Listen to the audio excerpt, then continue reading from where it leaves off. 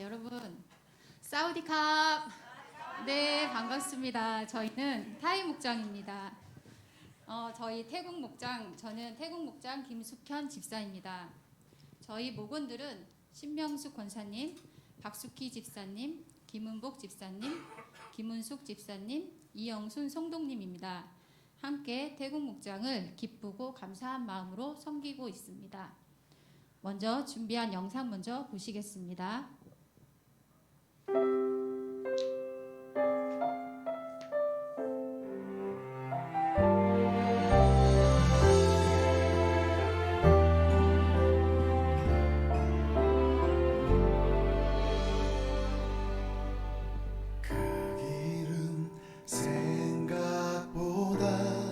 처음 시작할 때나 20년, 30년 지나나 눈에 보이는 성장은 사실 찾기가 되게 힘들어요.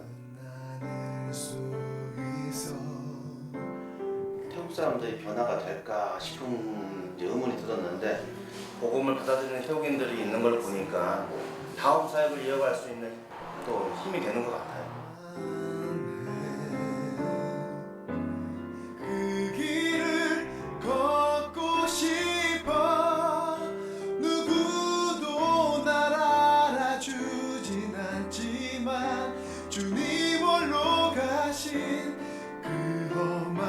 서라 하면 쓰고 가라 하면 가고 하나님이 원하신다는 확신이 있으면 그냥 하는 거예요.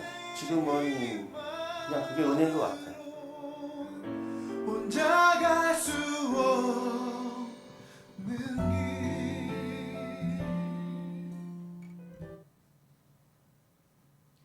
불교의 나라 태국을 아세요? 7천만 명의 인구 중에 95%가 불교인 나라, 그리고 1%만이 예수님을 믿고 있습니다.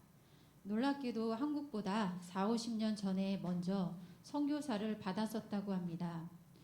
그런 태국인들이 한국에 17만 명 정도가 살아가고 있습니다. 태국은 2020년부터 시작된 최악의 경제 불황 때문에 태국 경제의 근간이 흔들리고 있다고 합니다. 그래서 태국인들은 해외로 나가고 있는데 우리나라가 저출산과 고령화로 인력난이 계속되어 최저임금이 인상되는 일과 맞물리면서 자연스럽게 코리안 드림이 형성되었다고 합니다. 현재 거주하는 외국인은 240만 명 정도인데 그 중에 태국인들은 17만 명입니다. 그런데 불법 체류자 비율이 높아서 원래는 추방해야 하는데 작년부터 정부는 불법 체류자들을 합법적으로 바꾸는 정책을 추진하고 있습니다.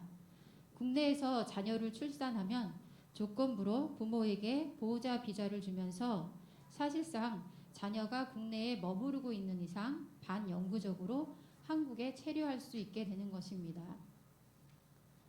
우리 교회 주변을 봐도 아시다시피 한국은 앞으로 이민자들이 더 많아질 것으로 생각합니다. 문제는 인구만 들어오는 게 아니라 그 나라의 종교와 문화도 들어오기 때문에 한국 교회는 이주민 선교를 준비해야 할 때입니다. 타이소망교회는 전국 25개의 태국 공동체 중 유일하게 독립적으로 활동하는 교회로 남동공단 내 한 상가 건물 4층을 임대해 사용하고 있었습니다. 저희 목장에서는 작년 12월에 타이소망교회를 찾아가 외국인 노동자들에게 전해줄 선물을 전달하고 왔는데요. 감사하게도 큰 도움이 되었다는 이야기를 들었습니다. 타이소망교회는 남동공단의 태국인들과 외국인 노동자들을 섬기고 있었습니다. 1년 내내 여름인 동남아에서 온 노동자들을 위해 겨울옷을 기증받아 바자회도 열어주기도 하고 한국어도 가르쳐주고 병원 진료를 위한 서비스와 이발 봉사도 하고 있었습니다. 다음은 태국 노동자들에게 예수님의 사랑을 전하시는 남진명 선교사님과 가족들입니다. 천주영 사모님과 큰아들 다니엘, 다윗, 요한입니다. 다니엘은 중3이고 막내 요한은 6살이라고 합니다. 첫 번째 만남 이후 어떻게 지낸지 궁금해 지난주 타이소망교회를 찾아갔었습니다. 지난번 한 태국인이 곤란한 일을 겪고 있었는데 다행히 문제가 잘 해결이 되었다고 합니다. 그 일 때문에 목사님이 많이 힘들어하셨는데 다행이었습니다. 또 태국으로 돌아간 성도들이 결혼식을 온라인으로 줄에도 서 주셨다고 합니다. 최근에는 파주에 있는 태국인 교회가 사역자가 없다는 말을 듣고 매 주일 파주와 인천을 오가시면서 설교도 하고 계셨습니다. 지금도 공장들을 찾아다니면서 복음의 통로를 만들고 계시는 타이소망교회 선교사님을 위해 함께 기도해 주세요. 그들의 마음을 두드리며 예수님의 사랑을 전하실 때 마음의 문이 열리도록, 그리하여 더 많은 태국인들이 교회에 나와 함께 예배드릴 수 있도록, 사역하시는 데 힘이 될 수 있도록 동역자들을 보내주시길, 함께 기도로 동역해 주시기 바랍니다. 감사합니다. 기도하겠습니다. 온 세상에 복음을 전해야 하는 이유, 모든 사람이 죄에 빠져 하나님의 영광된 삶을 살아가지 못하기에 그것에 예수님이 필요하고 십자가와 구원이 필요한 것을 믿습니다. 우리가 증거하지 않으면 누구도 죄로부터 구원의 길을 알 수 없으며 구원을 향한 하나님의 놀라우신 사랑을 알 수 없기에 우리 성도들이 주 예수의 이름을 힘입어 세상으로 나아갑니다. 그러나 혹 우리의 전도의 과정에 무례함과 불손과 오만함이 있다면 진실된 전도자의 모습으로 돌아가게 하여 주시고 겸손과 사랑과 희생의 본을 보이는 성도들 되게 하여 주시옵소서. 우리가 받은 이 기쁨을 알 사람이 없으나 우리가 말로서 설명하는 것이 아니라 나타내는 삶을 살아가길 원합니다. 이를 위하여 우리 주한교회가 받은 사랑을 전합니다. 주님께 받은 사랑을 또 다른 곳으로 흘려보낼 때에 주님, 그곳에도 사랑이 꽃을 피우게 하여 주시옵소서. 특별히 오늘 태국을 마음에 담고 복음을 전하는 타이소망교회와 선교사님들 위해 기도하며 우리 교회가 복음에 헌신하는 예배를 드립니다. 복음의 시작부터 끝까지 주인 되시는 주님께서 좌정하여 주시고 우리의 예물을 받아 주시옵소서. 우리의 감사가 끊이지 않게 하여 주시고 드려진 모든 예물이 아름답고 가치 있게 사용되어지게 하시며 주님 보시기에 선한 곳에 쓰일 수 있도록 축복해 주시옵소서. 드려진 손길들도 기억해 주시고 축복하시고 저들의 삶과 건강과 모든 경영을 기쁨으로 받아 주시옵소서. 예수님의 이름으로 기도드립니다. 아멘. 오늘 말씀은 고린도전서 9장에서 말씀 보도록 하겠습니다. 고린도전서 9장 19절부터 23절까지 있는 말씀입니다.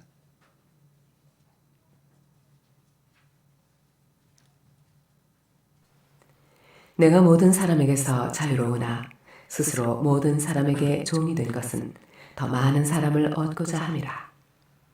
유대인들에게 내가 유대인과 같이 된 것은 유대인들을 얻고자 함이요 율법 아래 있는 자들에게는 내가 율법 아래에 있지 아니하나 율법 아래에 있는 자같이 된 것은 율법 아래에 있는 자들을 얻고자 함이요 율법 없는 자에게는 내가 하나님께는 율법 없는 자가 아니요 도리어 그리스도의 율법 아래에 있는 자이나 율법 없는 자와 같이 된 것은 율법 없는 자들을 얻고자 함이라. 약한 자들에게 내가 약한 자와 같이 된 것은 약한 자들을 얻고자 함이요 내가 여러 사람에게 여러 모습이 된 것은 아무쪼록 몇 사람이라도 구원하고자 함이니 내가 복음을 위하여 모든 것을 행함은 복음에 참여하고자 함이라. 아멘. 오래된 유머죠. 한 청년이 성경을 읽다가 성경 말씀에서 하나님에게는 하루가 천년 같다라고 하는 말씀을 듣고 큰 은혜를 받았습니다. 그래서 청년의 눈이 갑자기 빛나기 시작합니다. 그리고 기도합니다. 하나님, 천년이 하루 같으시죠? 하나님께서 그렇다. 그러면 하나님에게는 1,000만 원도 만 원 같겠네요? 그렇지. 하나님, 그러면 저에게 10,000원만 주세요. 그렇게 이야기했어요. 그러니까 하나님이 가만히 계시다가 알았다. 하루만 기다려라. 그렇게 말씀하셨다고 해요. 그럼 몇 년 기다리나는 거예요? 1,000년 기다리나는 거예요. 이렇게 하나님의 시간과 사람의 시간의 인식이 다를 수밖에 없을 것입니다. 우리 사람들은 한정된 시간 안에서 시대를 경험하고 문화를 경험합니다. 그것은 때로는 하나님의 관점과 같을 수도 있지만 다를 수도 있습니다. 그러나 우리의 시대는 계속해서 변화하고 있다고 하는 것은 사실입니다. 그래서 이 시대를 살아가는 복음 전도자들은 앞으로 변해가는 시대를 어떻게 대처해야 할 것인가라고 하는 중요한 질문을 던져야 합니다. 오늘은 제가 공부하고 있는 일상 전도 훈련에 대해서 말씀을 좀 나누기 원합니다. 우리가 살고 있는 코로나 시대를 뉴 노멀의 시대라고 말합니다. 이 뉴 노멀의 용어는 새로운 표준이 일상의 세밀한 행동을 넘어서 정치, 경제, 사회, 문화, 과학, 예술, 교육 등의 전 영역에 걸친 혁명적인 변화가 일어난 것을 말합니다. 뉴 노멀 시대의 뚜렷한 현상 중에 하나는 교회가 정체하고 있다는 것입니다. 복음 전도가 옛날처럼 잘 되지 않고 세계 선교도 지체되고 있습니다. 최근 코로나 시대, 뉴 노멀 시대에 조사된 통계를 보니까 모든 나라, 한국 교회를 포함해서 20%에서 30% 정도가 교인들이 교회를 떠나고 있습니다. 우리 교회도 재작년에 코로나가 시작되기 전과 비교해 보면 분명히 이 30%가 영향을 받고 있을 것입니다. 과거에 부흥을 경험했던 교회들의 전도의 방식은 이런 것입니다. 여러분, 와서 보세요. 와보라 전도 방식. 교회에 와서 교회에서 우리가 경험하고 있는 이 놀라운 사랑과 이 놀라운 부흥을 여러분도 와서 보세요 라고 이야기했는데 지금은 아무도 와보지 않습니다.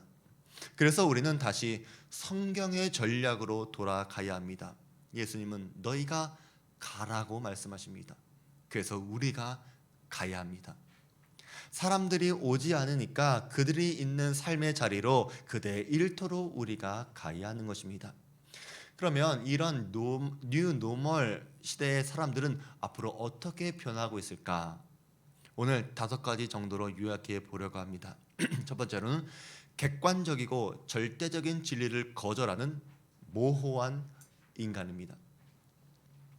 스위스 사브리에서 전 세계에 복음을 전했던 철학적 전도자 프란치스 쇼퍼 박사는 우리가 19세기에서 20세기로 넘어올 때에 매우 중대한 변화가 일어났다. 그것은 절망의 선을 넘어섰다라고 말합니다. 이게 무슨 말이냐면 20세기가 되기 전까지만 하더라도 믿는 사람이나 믿지 않은 사람들이나 가치관이 비슷했습니다. 과거의 19세기까지는 살인하지 말라 그러면 안 믿는 사람도 동의할 수 있었습니다. 맞는 말이기 때문에 그렇습니다. 그런데 20세기에 넘어와서는 2000년 동안 생각하지 못했던 가치관들의 변화가 일어나기 시작했다는 것입니다. 결혼이 그렇지 않습니까? 결혼도 남자와 여자만 왜 결혼해야 합니까? 남자와 남자는 왜 결혼하면 안 됩니까? 여자와 여자는 왜 안 됩니까? 라고 하는 이런 과거에 전혀 생각도 하지 못했던 말도 안 되는 질문들이 던져지고 있는 시대라는 것입니다. 그리고 그런 가치관이 우리가 살고 있는 이 시대의 사람들을 매우 혼란스럽게 만들고 있습니다. 과거에는 누구라도 동의할 수밖에 없는 절대적 진리가 존재했는데 지금 그것이 절대적인 것인지 아닌지 모르는 모호한 시대가 된 것입니다. 진리를 놓아버린 시대, 그래서 모호한 시대의 사람들이 오늘날에 변해가는 사람들입니다. 두 번째로는 권위에 대하여 반발하고 의심하는 주관적 인간입니다. 절대적인 진리를 거절하고 나니까 그 다음에는 절대적인 진리를 전달하는 사람들의 권위를 의심하기 시작하는 것입니다. 옛날에는 가정에서는 아버지가 절대적인 권위를 갖고 있었습니다. 그런데 오늘날 아버지들은 가정에서 과거처럼 절대적인 권위를 갖고 있지 않습니다. 그것은 아버지가 틀린 것이 많아졌기 때문입니다. 신뢰를 잃어버리고 권위를 잃어버린 것입니다. 학교에서도 선생님들의 말에 권위가 없습니다. 선생님들보다 학원의 선생님이 더 잘 가르칩니다. 이것이 교회 안에도 영향을 미쳐서 아무리 저 같은 목회자가 이것이 진리입니다. 이것이 하나님의 말씀입니다. 라고 말을 해도 사람들은 꼭 그렇게 말을 해야 합니까? 꼭 그렇게 생각을 해야 합니까?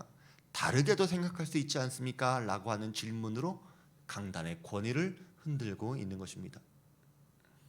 그래서 사사시대처럼 저마다 자기 소견대로 옳은 것을 행하는 사람들, 다시 말해 권위에 반발하고 의심하는 주관적 인간이 오늘날의 모습입니다.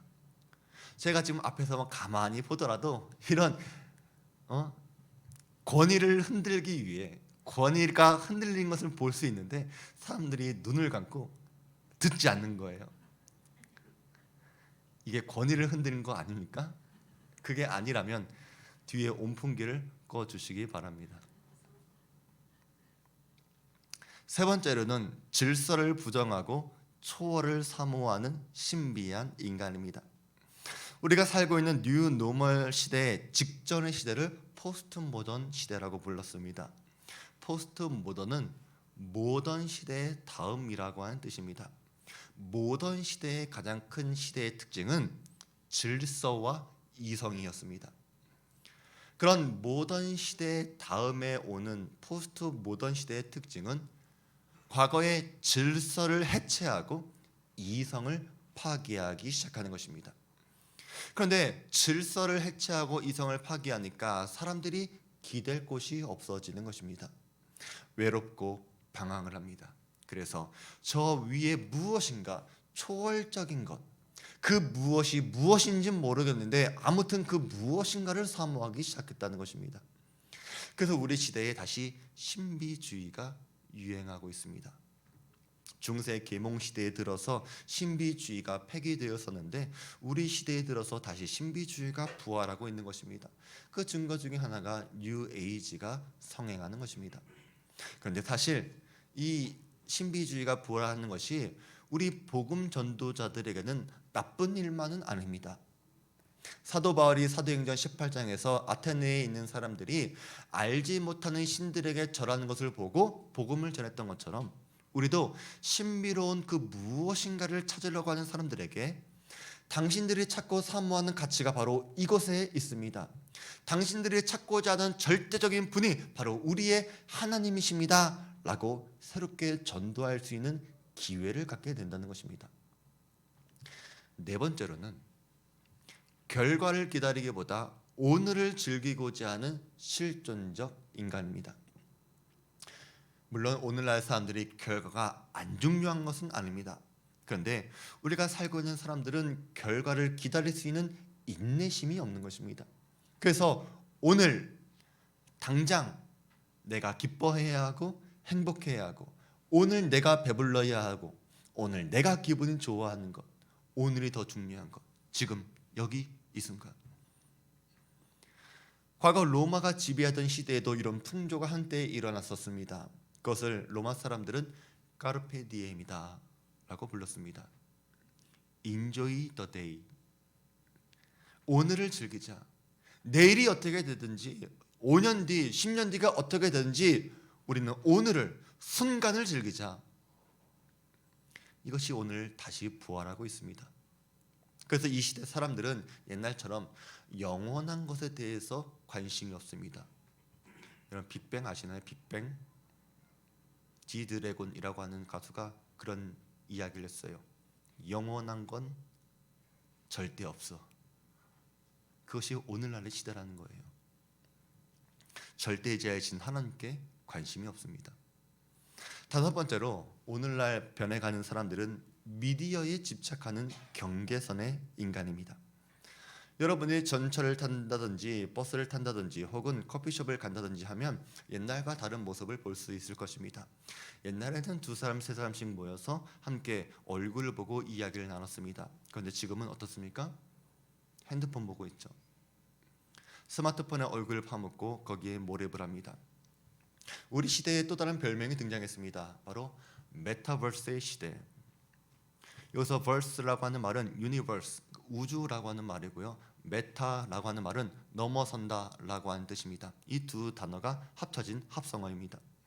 그러니까 우리가 눈에 보이는 우주, 눈에 보이는 세계를 넘어선 또 하나의 세상, 그것을 가상현실이라고 부르는데 가상의 현실을 바라보는 시대, 가상과 현실이 겹쳐진 시대가 지금 우리가 살아가고 있는 메타버스의 시대입니다. 그런데 사실 이런 시대가 올 것에 대해서 과거에 옛날에 현자들은 이미 이야기를 했습니다. 중국의 도교를 창시한 장자가 어느 날 꿈을 꾸었는데 자기가 나비가 되는 꿈을 꾸었어요. 그래서 나비가 돼서 막 돌아다니다가 현실로 돌아왔는데 그게 현실인지 내가 현실이 현실 같지가 않은 거예요. 내가 나비가 되어서 경험했던 세상이 진짜 세상 같다고 했던 것이죠. 그래서 내가 나비가 된 게 현실이었는지 지금 내가 사람이 된 게 현실이었는지 그것이 헷갈린다는 것입니다. 이것을 호접지몽이다, 나비의 꿈이다 그렇게 말하지 않습니까? 또 우리 시대의 기독교 변증가로 우리에게 많은 도움을 주었고 옥스퍼드와 캠브리지에서 가르쳤던 C.S. 루이스 교수가 유명한 나니아 연대기를 썼습니다. 이 나니아 연대기를 보면 주인공 소년들이 장롱 속에 들어간 나니아라고 하는 새로운 세상에 들어갑니다. 거기서 사자 아슬란도 만나고 마녀도 만나고 모험도 합니다. 아니면 벽에 걸려있는 액자의 돛담배가 갑자기 출렁이더니 액자 속으로 빠져들어가고 바다를 모험하는 사람이 되어서 새로운 세상으로 간단 말이죠. 기차를 기다리다가 갑자기 기차가 바뀌더니 새로운 시대를 또 모험을 합니다. 이미 이러한 시대가 올 것에 대해서 C.S. 루이스 같은 교수가 예언을 한 것입니다. 그러니까 이런 시대의 경계선에 살고 있는 우리는 이런 기계가 전달하는 가상적인 현실을 얼만큼 현실의 세계와 대화하며 살 것인가, 이런 시대에 우리가 어떻게 전도할 것인가, 어떻게 선교할 것인가 라고 하는 아주 중요한 질문을 던져야 하는 것입니다. 오래전에 전도의 방식이 통했다고 해서 오늘날도 동일하게 통할 것이라고 생각하는 것은 잘못된 생각입니다. 시대가 달라졌기 때문입니다. 사람들도 달라졌습니다. 그러니까 이런 시대를 살아가고 있는 우리는 절대로 변하지 않는 진리, 복음을 전할 때 복음의 내용을 바꿀 수는 없지만 복음의 전달의 방식은 시대와 사람에 따라 바뀌어야 합니다. 사도 바울도 오늘 말씀을 보니까 더 많은 사람들을 얻고자 하기 위해서 전도의 방식을 다르게 했습니다. 유대인을 전도할 때 사도 바울이 율법 아래에 있는 사람은 아니었지만 율법 아래에 있는 사람처럼 복음을 전했습니다. 율법이 없는 자에게는 율법 없는 자처럼 되어 복음을 전했습니다. 약한 자들에게 있을 때는 약한 자가 되어 복음을 전한 것입니다. 왜 그렇습니까? 그들을 전도하기 위해서, 몇 사람이라도 구원하기 위해서 전도의 방식을 바꾼 것입니다. 사도 바울은 자유로운 사람이었지만 스스로 모든 사람의 종이 될 용의가 있었습니다. 예수님도 우리 인간을 구원하시기 위해 어떻게 오셨습니까? 인간의 모습으로 오신 것입니다. 그래서 우리에게도 다양한 접근의 방식과 접근의 전략이 필요합니다. 그러면 앞으로 우리의 전도의 패러다임은 어떻게 바뀌어야 할까? 첫 번째로 일회성 접근이 아니라 지속적인 접근으로 바뀌어야 합니다. 일회성 접근을 하지 말라는 거 아닙니다. 그러나 앞으로는 일회성 접근의 방식이 아니라 지속적인 접근으로 바뀌어야 한다는 것입니다. 한 번 전도해서 예수님 믿는 사람 있습니다. 그러나 보통은 한 번 전도해서는 안 됩니다. 지속적으로 계속해서 만나야 합니다. 특별히 포스트 모던 시대에서는 권위가 무너지고 사람이 사람을 의심하는 시대가 되었는데, 여러분이 한 번 말한다고 해서 여러분 말 들을 것 같아요? 안 들으니까 전도가 안 됐던 거잖아요. 그렇죠? 물론 성령의 강권적이고 강력한 역사가 일어나면 가능하지만 그것은 쉬운 일은 아니라는 것입니다. 예전에는 예수 천당 불신지옥 이렇게도 믿는 사람들이 있었습니다. 전하는 사람이 누군지 몰라도 그렇게 전도된 적이 있었다는 것입니다. 아파트를 다니면서 문과 문을 두드리면서 도어 투 도어 전도 방법을 한 적도 있었습니다. 길거리에서 전도제를 나눠주면서 전도를 하기도 했습니다. 그런데 요즘 뉴 노멀 시대에서는 서로가 서로를 알지 못하면 전도가 안 됩니다. 요즘 아파트에도 들어가질 못해요. 문도 안 열어줍니다. 서로 관계를 형성하고 서로 알고 그래야지만 문을 열어주는 시대가 된 것이에요. 그래서 한 번이 아니라 여러 번 걸쳐서 지속적인 접근을 해야 합니다. 근데 우리가 그리스도인들이 된 것을 생각해 보세요. 여러분이 그리스도인 된 것도 한 번에 그리스도인 된 것입니까? 아니에요. 누군가가 지속적으로 가르쳐 주었고 전도했기 때문입니다. 예수님도 우리의 마음을 한 번 두드리고 끝나신 게 아니라 우리의 마음의 문을 열 때까지 계속해서 문을 두드리고 계십니다. 그러면 우리도 한 번 전도하고 한 번 복음 전하고 끝난 게 아니라 계속해서 관심을 갖고 전도를 해야 합니다. 두 번째로 우리는 선포의 전도에서 전제의 전도로 바뀌어야 합니다. 얼마 전 9월동을 지나가면서 보니까 피켓 들고 전도지 나눠주고 전도하는 사람들이 있었습니다. 알고 보니까 이단이었기 때문에 무시했지만 어쨌든 그런 식으로 전도했던 선포했던 시대도 있었다는 것입니다. 교회 청년들도 악기를 들고 나가서 찬양도 하고 그런 적이 있었습니다. 사도 바울도 유대인의 회당에서 들어가 선포했었습니다. 이 선포 전도 하지 말라는 건 아닙니다. 그러나 앞으로의 시대는 존재의 전도가 더 중요해진다는 것입니다. 그러려면 존재가 되는 여러분이 더 중요합니다. 여러분의 삶이 중요해지는 것입니다. 사람들이 여러분을 어느 정도 알고 인정해 줘야지만 전도가 되는 것입니다. 우리의 존재가 상대방에게 용납이 되어야지만 받아들여지고 인정이 되어야지만 거기서부터 복음 전도가 가능해지는 것입니다. 이것도 사실 예수님께서 말씀하신 거예요. 너희는 세상의 빛이라 소금이라. 우리가 빛을 잃어버리고 맛을 잃어버리면 사람들의 발에 발로 밟히겠지만 우리가 빛을 밝히고 맛을 지키면 우리로 인해서 사람이 바뀌고 가정이 바뀌고 세상이 바뀌게 되어 있습니다. 그래서 우리가 전하는 복음에 사람들의 귀를 기울이고 우리의 말을 듣고 주님 앞에 나올 수가 있는 것입니다. 그런 의미에서 여러분의 삶을 점검해 보시길 바랍니다. 나라고 하는 존재가 복음을 전하는 존재인가? 그런 사람도 약간은 있겠지만 아닌 사람이 더 많지 않겠습니까? 그러려면 우리가 전도하려면 여러분이 제대로 된 그리스도인이 되어야 하는 것입니다. 세 번째로 프로그램 전도에서 생활 전도로 바뀌어야 합니다. 옛날에 전도를 잘하기 위해서 우리 선배들이 많은 전도의 프로그램을 개발했습니다. 대표적으로 사형리가 있고 브릿지 전도가 있고 또 전도 폭발 프로그램 이런 거 많이 들어보셨죠? 사실 이 전도 폭발도 우리 침례교단의 지구촌 교회 이동원 목사님이 번역해서 처음 우리나라에 소개한 것이죠. 근데 이게 지금 전 교단적으로 많이 사용되고 있는 전도의 도구입니다. 이런 것들 하지 말자고 포기하자는 거 아닙니다. 지금까지 했다면 계속 하시길 바랍니다. 그러나 앞으로는 생활 전도가 더 중요해진다는 것입니다. 그들의 생활 속으로 들어가서 그들의 삶의 한 복판으로 들어가서 그들이 갖고 있는 관심이 무엇인지 그들의 필요가 무엇인지 그것을 도와주면서 복음을 전하는 것입니다.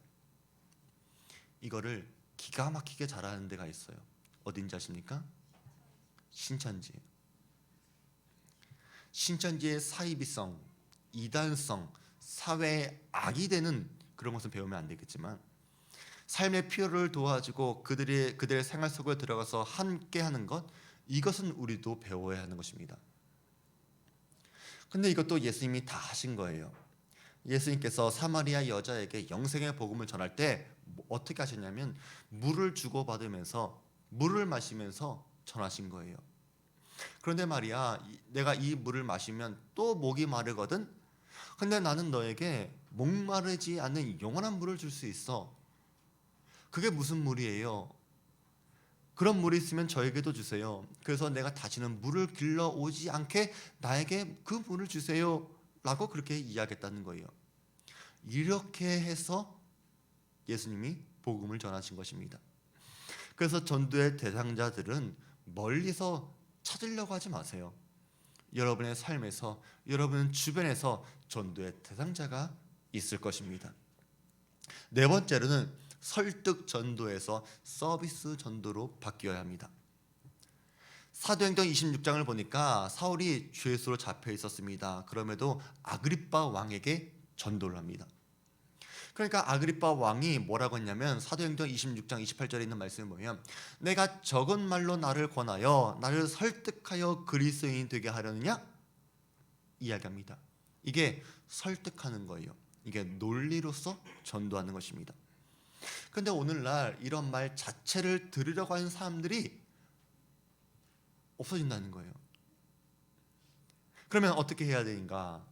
서비스를 잘해야 합니다. 상대방의 필요를 충족시켜야 한다는 것입니다. 필요한 양식을 공급하면서 우리가 오병이의 기적을 생각해 보세요. 예수님께서 먼저 전도하셨습니까? 먼저 기적을 보여주셨습니까? 먼저 기적을 보여주신 것입니다. 그래서 배고픈 사람에게 필요한 것을 공급해 주셨어요. 그러니까 수많은 사람들이 와서 먹고 배불렀습니다. 배부르게 하신 다음에 전도하신 거예요. 내가 생명의 떡이다. 내가 하늘에서 온 떡이다. 이것을 먹으면 영원히 배고프지 않을 것이다. 그렇게 말씀하십니다. 그러니까 필요를 채워주세요. 그리고 그 다음에 전하시기 바랍니다. 우리 교회도 열심히 전도하시는 분들이 계시는데 제가 가만히 보니까 서비스는 잘해요. 근데 전도가 안 돼.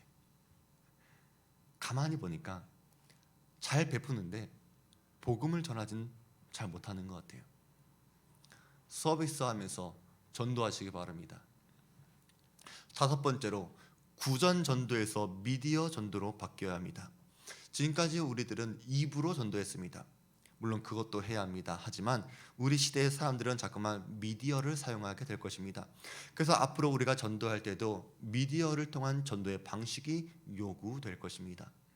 우리 교회도 코로나 시대를 지나면서 온라인으로 예배를 방송하고 있습니다. 그래서 교회에 못 나오시는 분들도 실시간 예배에 참여할 수 있었습니다. 앞으로 메타버스 시대를 살아가면서 우리는 더 많은 미디어를 사용해야 합니다. 그래서 누군가 말하기를 가상현실은 복음 선교의 새로운 땅끝이다 그렇게 말했습니다. 우리가 눈에 보이는 지구상의 땅끝이 전부인 줄 알았는데 이제는 또 하나의 땅끝이 새로 생겼다는 것입니다. 가상현실 세계 속에 있는 사람들, 그 세계 속에 있는 사람들에게도 찾아가서 복음을 전해야 합니다. 우리 교회의 영상 시스템도 잘 관리할 수 있는 분들이 세워지기를 여러분 기도해 주시기 바랍니다. 우리 성도들만 보는 게 아니라 내용도 전달의 방식도 전도로 활용될 수 있을 정도로 수준이 높아졌으면 좋겠습니다. 목사님이다 보니까 목회자다 보니까 가끔씩 그런 문자나 메일이 와요. 목사님 설교를 15분으로 혹은 5분으로 요약해 전도할 수 있는 영상으로 바꿔 드리겠습니다. 막 그런 걸 하는 그 서비스도 있어요. 어쨌든 우리 교회도 그런 분들이 좀 생겨났으면 좋겠어요. 6번째로 개인 전도에서 목장, 셀 전도로 바뀌어야 합니다. 지금까지 우리는 전도를 1대1로 했습니다. 그런데 1대1 전도는 갈수록 어려워질지 모릅니다. 그래서 여럿이 힘을 합쳐서 공동체로서 목장으로서 몇 사람이 함께한 사람들이 한 사람을 전도하는 것입니다. 전도에 대한 전략을 세우고 책임을 나눠 갖고 이렇게 저렇게 필요를 채워주고 접촉하면서 그 사람이 아플 때는 도와주고 병원에서는 죽도 전달해주고 이렇게 여러 가지로 하면서 복음을 전하면 복음 전도에 효과적일 수가 있을 것입니다. 사실 우리 교회가 지금 하고 있는 생명나무 전도 대회를 시상을 생각할 때도 참 엄청 고민을 했습니다. 이것을 개인으로 할까? 목장으로 할까? 올해는 우리가 시작하는 과정이기 때문에 그래도 반반 정도 해서 좀 개인에게도 좀 상을 주면 좋겠다라고 해서 좀 개인의 비중을 두었지만 만약에 내년에 시작할 때는 어쩌면 목장의 비중이 더 커질 수도 있겠죠.